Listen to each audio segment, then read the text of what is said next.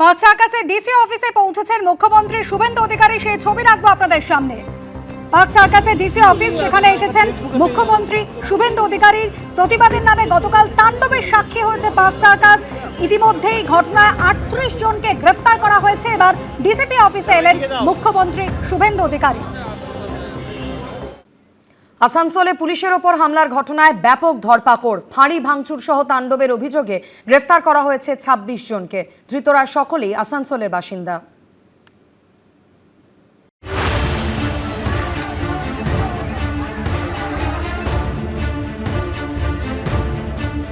कोई सरकारी प्रॉपर्टी पर हाथ मत उठाओ। पुलिस इंजर्ड होगा तो छोड़ने वाला हम लोग नहीं है। আসানসোলে ফাঁড়ি ভাঙচুর, পুলিশের উপর আক্রমণের ঘটনায় শনিবারই হুঁশিয়ারি দিয়েছিলেন মুখ্যমন্ত্রী। সেই ঘটনায় অনেককে গ্রেফতার করেছে পুলিশ।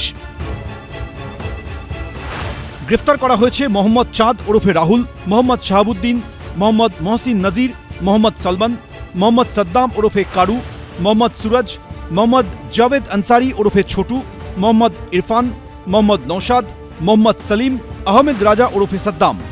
ধর্মীয় স্থানে মাইকের আওয়াজ কম করতে বলায় শুক্রবার পশ্চিম বর্ধমানের আসানসোলে পুলিশের উপর চড়াও হয় একদল উন্মত্ত জনতা। বেলাগাম ভাঙচুর চালানো হয় পুলিশ ফাঁড়িতে। দুষ্কৃতীদের হাত থেকে রেহাই পাননি পুলিশ কর্মীরাও। এই ঘটনা সামনে আসার পরই চরম বার্তা দেন মুখ্যমন্ত্রী। जो लोग फाड़ी को तोड़फोड़ किया है, तोड़फोड़ करने वाला का खिलाफ तो पुलिस कस्टडी, रिमांड, इंटरोगेशन वो तो होगा ही होगा। साथ साथ जो डैमेज हुआ गवर्नमेंट प्रॉपर्टी वो भी वसूल करने का डायरेक्शन होगा, हम लोग दे दिया। कोई सरकारी प्रॉपर्टी पर हाथ मत उठाओ। पुलिस इंजर्ड होगा तो छोड़ने वाला हम लोग नहीं है। শুক্রবারের ঘটনায় পরিস্থিতি নিয়ন্ত্রণে আনতে বিরাট পুলিশ বাহিনীর সঙ্গে নামাতে হয় র্যাফকেও। ধৃতদের বাকিরা হলেন মোহাম্মদ শামসাদ ওরফে গোরকা, মোহাম্মদ ওয়াসিম, মোহাম্মদ পারভেজ ওরফে বিট্টি রাজা, মোহাম্মদ হাসনাইন ওরফে ধনরাজ, মোহাম্মদ আবির ওরফে টাইগার, মোহাম্মদ হাসান, আকিব খান ওরফে মোহাম্মদ আহমেদ হুসেন খান, মোহাম্মদ ইসমাইল খান ওরফে আরিয়ান। আইন কিন্তু সব আছে, কিন্তু আইন ইমপ্লিমেন্টেশন কোথাও ছিল না। তুমি বাস পোড়াবে, থানা ভাঙচুর করবে, পুলিশের গাড়ি জ্বালিয়ে দেওয়া হবে, সরকারি গাড়ি জ্বালিয়ে দেওয়া হবে, তাদেরকে ধরা হবে, তাদের সম্পত্তি বাজেয়াপ্ত করে সেই দাম তোলা হবে। এই বার্তা যদি যেত তাহলে কিন্তু আজকের এই এত দূর বাড়তে পারতো না, এত ঘটনা আনতে পারতো না। গত বছরের এপ্রিল মমতা বন্দ্যোপাধ্যায় সরকারের আমলে ওয়াকফ বিক্ষোভের নামে এভাবেই অশান্তির আগুন ছড়িয়েছিল মুর্শিদাবাদের নানা জায়গায়। অগ্নিগর্ভ হয়ে ওঠে শামশেরগঞ্জ, ধুলিয়ান সহ একাধিক এলাকা। কোথাও দাউ দাউ করে জ্বালিয়ে দেওয়া হয় পুলিশের গাড়ি, কোথাও পুলিশকে লক্ষ্য করে উড়ে আসে ইট। এমনকি হামলাকারীদের ভয়ে পুলিশের দোকানে লুকোনোর ছবিও সামনে আসে। প্রশ্ন উঠছে, তখন যদি পুলিশ কড়া পদক্ষেপ করত তাহলে আসানসোলে এই ঘটনা ঘটাতে কেউ সাহস পেত? এর আগে যে ঘটনাগুলো হয়েছে, যে সেই ঘটনাতে কালিয়াচকের মতন কালিয়াচকের থানা পুড়িয়ে দেওয়া হলো, অন্যান্য জায়গায় দারুণভাবে বিশৃঙ্খলা সৃষ্টি করলো, ট্রেনে আগুন লাগিয়ে দেওয়া হলো। শামশেরগঞ্জের মতন ঘটনায় দীর্ঘ সময় ধরে রাস্তা অচল করে রাখা হয়েছে এবং প্রচণ্ড পরিমাণে পুলিশের গাড়ি ভাঙচুর করা হয়েছে, স্টেট ট্রান্সপোর্টের গাড়ি ভাঙচুর করা হয়েছে, জনগণের কোনো অস্তিত্ব নেই, মারধর করা হচ্ছে, পুলিশ কর্মী ইনজিওর্ড করা হয়েছে। এই আটকাতে গেলে দরকার ছিল আইনের শাসন।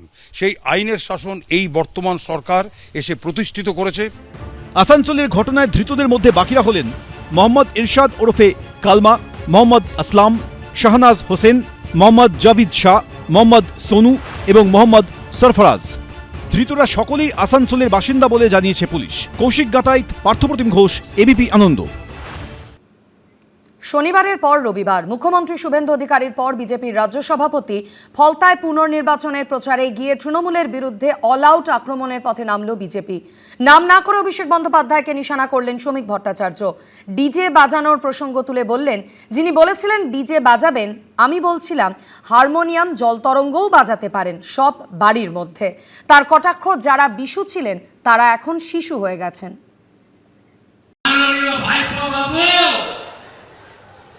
কালকে প্রপার্টি লিস্ট আনলাম কলকাতা কর্পোরেশন থেকে। কোথায় পুষ্পা, কোথায় আপনি? দেখতে পাওয়া যাচ্ছে না। পুলিশ নেই তাই নেতা নেই, কনভয় নেই তাই হুঙ্কার নেই। আমরা তো বলছি আপনি আসুন, প্রচার করুন ফলতায়। 21শে মে বৃহস্পতিবার দক্ষিণ 24 পরগনার ফলতা বিধানসভায় পুনর্নির্বাচন। তার আগে তৃণমূলকে অল আউট আক্রমণে নামল বিজেপি। শনিবার ফলতায় প্রচারে গিয়ে নাম না করে অভিষেক বন্দ্যোপাধ্যায় এবং তৃণমূলের প্রার্থী জাহাঙ্গীর খানকে আক্রমণ করেছিলেন মুখ্যমন্ত্রী শুভেন্দু অধিকারী। আর রবিবার ফলতার ফতেপুরের সভা থেকে নাম না করে ডায়মন্ড হারবারের তৃণমূল সাংসদকে নিশানা করলেন বিজেপির রাজ্য সভাপতি। এর আগে ভোটের প্রচারে তৃণমূলের সর্বভারতীয় সাধারণ সম্পাদক অভিষেক বন্দ্যোপাধ্যায়ের গলায় শোনা গিয়েছিল ডিজে বাজানোর কথা। বদলা হবে, বদলা হবে, বদলা হবে। আমি কথা দিয়ে যাচ্ছি, এবার ডিজে বাজবে 4 তারিখের পর। এদিনের সভায় সেই প্রসঙ্গ তোলেন বিজেপির রাজ্য সভাপতি। যিনি বলেছিলেন ডিজে বাজাবেন, আমি বলছিলাম হারমোনিয়াম, জল তরঙ্গও বাজাতে পারে, সব বাড়ির মধ্যে। যারা লড়াই করবেন বলছিলেন তারা বাড়িতে এখন শ্যাডো প্র্যাকটিস করছেন, শ্যাডো প্র্যাকটিস। যারা বিশু ছিলেন ওরা এখন শিশু হয়ে গেছে, আর পথ নেই। ভোটের আগে অভিষেক বন্দ্যোপাধ্যায়ের গলায় শোনা গিয়েছিল হুঁশিয়ারি।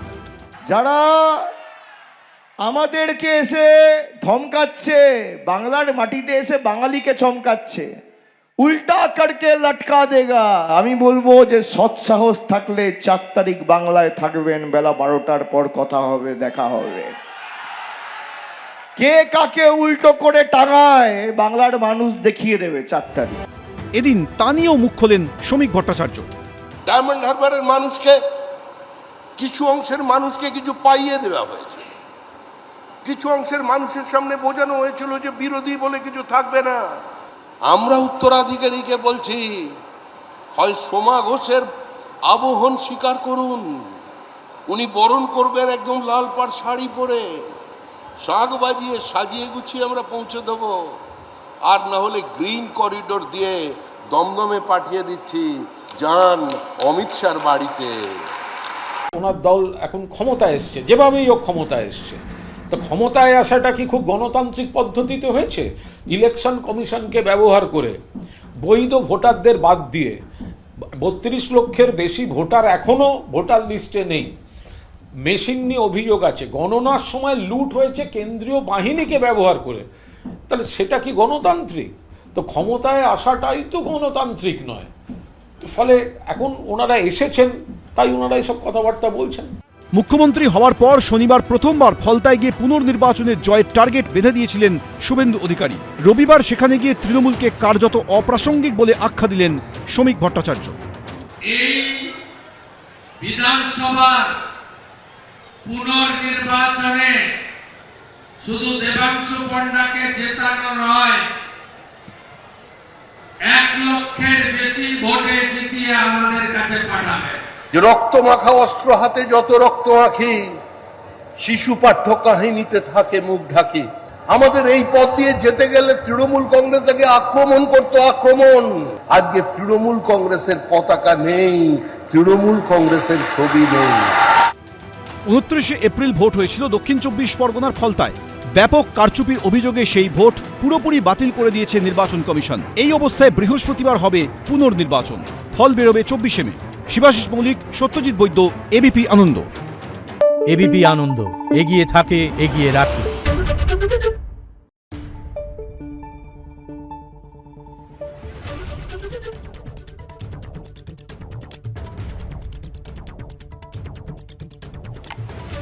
Thank you.